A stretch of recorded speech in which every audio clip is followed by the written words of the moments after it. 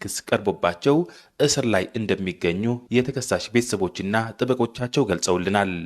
የእስረኞቹ ቤተሰቦችና ጥበቆቻቸው እንደሚሉት ለረጅም ጊዜ ያለ ፍርድ እስር ላይ እንደሚገኙ፣ አንዳንዶች ደግሞ ተፈርዶባቸው ወህኒ መውረዳቸው ጠቁመዋል።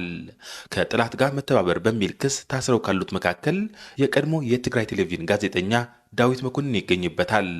የጋዜጠኛው ጠበቃ አቶ ኃይል ወዳጄ እንደሚሉት ደንበኛቸው ለረጅም ጊዜ ያለ ክስ እስር ላይ ከቆዩ በኋላ የኢትዮጵያ ፌዴራል መንግስት ትግራይን ተቆጣጥሮ በነበረበት ወቅት አብሮ በመስራት ከጠላት ጋር መተባበር የሚል ክስ ቀርቦበት ላለፉት 10 ወራት ያለ ፍርድ ታስሮ እንደሚገኝ ገልጸዋል።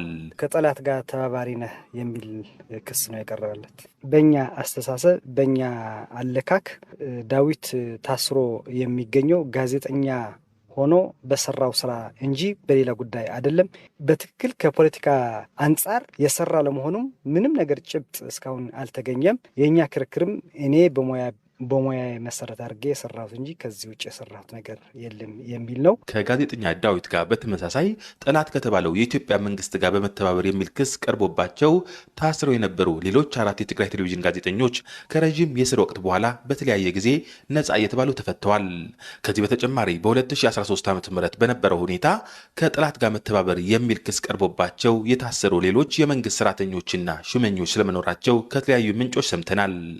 በትግራይ ክልል ወሳኝ ኩነት ምዝገባ ኤጀንሲ ይሰሩ የነበሩና በ2013 ዓ.ም የፌዴራሉ መንግስት በትግራይ ጊዜያዊ አስተዳደር ሲያቋቁም ደግሞ ቢሮ በጊዜያዊነት በዳይሬክተርነት ይመሩ የነበሩት አቶ ብርሃነ ገብረመድህን በተመሳሳይ ከጠላት ጋር መተባበር በሚል ክስ ከታሰሩ 1 ዓመት ከ2 ወር እንዳለፋቸው ለደህንነታቸው በመስጋት ስማቸው እንዳይገለጽ የጠየቁን የቅርብ ቤተሰባቸው ለዶይቼ ቬለ ገልጸዋል።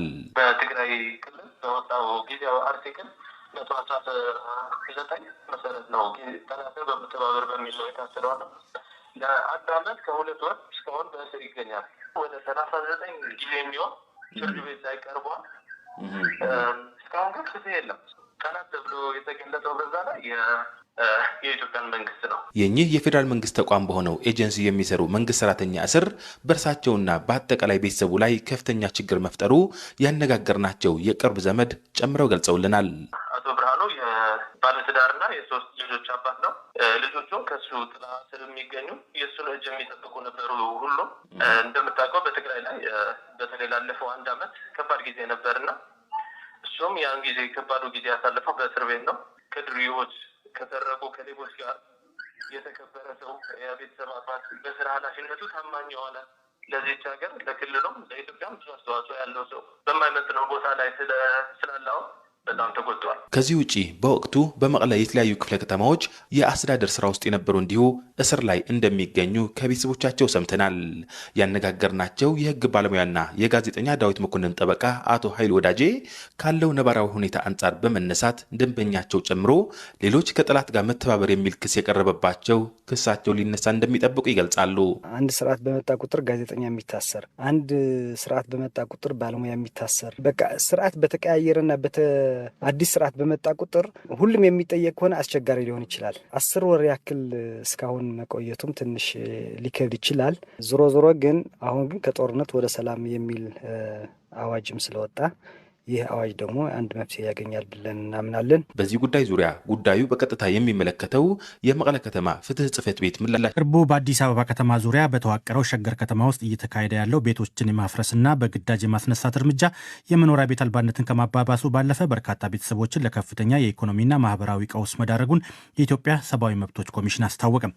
ሰለሞን ሙጬ ከአዲስ አበባ ተጨማሪ ዘገባ አለው።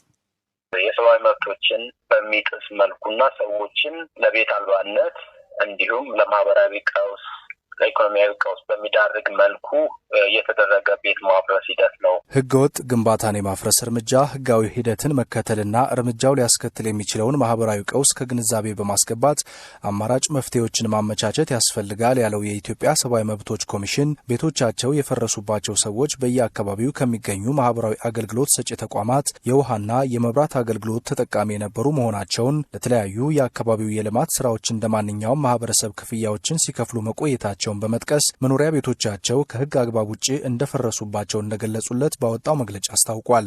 በኮሚሽኑ የማህበራዊና ኢኮኖሚያዊ መብቶች ስራ ክፍል ዳይሬክተር ዶክተር ብራይትማን ገብረ ሚካኤል በሰጡት ተጨማሪ ማብራሪያ የፍርድ ቤት ማገጃ የወጣባቸው ቤቶች ጭምር መፍረሳቸውን ተናግረዋል። ከከተማው ቢሮ ኃላፊዎች ያገኘነው መረጃ መሰረት አድርገን የቤት ማፍረሱ ሂደት የተከተለው ከ2005 ዓመት ወዲህ የተሰሩ ህገወጥ ግንባታዎች በሚል የተነሱ ናቸው። እነዚህ ህገወጥ ግንባታዎች ከአርሶ አደሩ መሬትን በመግዛት እንደውም አንዳንዶቹ ደግሞ የመንግስትን ይዞታ በመውረር የተደረጉ ናቸው። ይሄንን መሰረት አድርገን እኛ ባጣራነው ማጣራት ምንም እንኳን ህገወጥ ግንባታዎች ናቸው ከ2005 በኋላ የተገነቡትን እንዲሁም በባለፉት በሰሜን ጦርነቱ በነበረበት ወቅት የሚል መነሻ ቢኖራቸውም እኛ ያደረግነው ክትትል የሚያሳየው ቤቶቹ ካርታና ፕላን ያላቸው ህጋዊ ቤቶችም ፈርሰዋል። ይባስ ብሎ የፍርድ ቤት ማገጃ የወጣባቸውን ቤቶች ፈርሰዋል። ከዛ ውጪ የአየር ካርታ እንደውም የገጠር መሬት ሆኖ የአረንጓዴ ደብተር ያላቸው አካላት ቤት ፈርሷል። ኢሰመኮ ያነጋገራቸው የሸገር ከተማ የስራ ኃላፊዎች የከተማ አስተዳደሩ እንደ አዲስ መመስረቱን ተከትሎ ህጋዊ የይዞታ ማረጋገጫ የሌላቸውን ግንባታዎች በማፍረስ ላይ እንደሚገኙ ገልጸውልኛል ብሏል። ሆኖም እርምጃው ተገቢ ልየታ ያልተደረገበት ያለበቂ የቅድመ ማስጠንቀቂያ የተከናወነና አድሏዊ እርምጃ ከመሆኑም በላይ ለአንድ ሰው መሞት ምክንያት መሆኑንም አስታውቋል። በአግባቡ ልየታ አልተደረገም ነው ህገወጥ በሚል ሳቢ ብቻ አብዛኞቹ ህጋዊ የሆኑ ቤቶችም የፈረሱበት ሂደት ስለሆነ ነው። አንዱ እሱ ነው። ሁለተኛው የአፈራረስ ሂደቱ የሰብአዊ መብት መስፈርቶችን ባማከለ መልኩ አይደለም የሄደው። የፈረሰበት ወቅት አግባብነቱ ሂደቱ በአጠቃላይ ሲታይ የሰዎችን ሰብአዊ መብት በሚጥስ መልኩና የሰዎችን ሰብአዊ ክብር በሚያጎድፍ መልኩ የተደረገ ነውና እነዚህም አሉ። ከዛ በተጨማሪ በማፍረስ ሂደቱ ላይ የደረሱ ሌሎች ሰብአዊ መብት ረገጣዎችም ነበሩ። እስር፣ የማንገላታት፣ አካል ጉዳት ማድረስ እንደውም ዜጎች የሞቱበት ሁኔታ እንግዲህ በአጣራነው መሰረት የአንድ ሰው የሰው ህይወት ያለፈውንም አግኝተናል። ኢሰመኮ እርምጃው በርካታ ቤተሰቦችን ለከፍተኛ የኢኮኖሚና የማህበራዊ ቀውስ ዳርጓል። ተማሪዎች ከትምህርታቸው ለማቋረጥ ተገደዋል። በርካታ ቤተሰቦች የዕለት ተዕለት ተግባራቸውን ማከናወን የማይችሉበት ሁኔታ ተፈጥሯል ብሏል። እስካሁን ከ2000 በላይ ሰዎች ለኮሚሽኑ አቤቱታ ማቅረባቸውንም ዶክተር ብራይትማን 2000 በላይ የሆነ ቅሬታ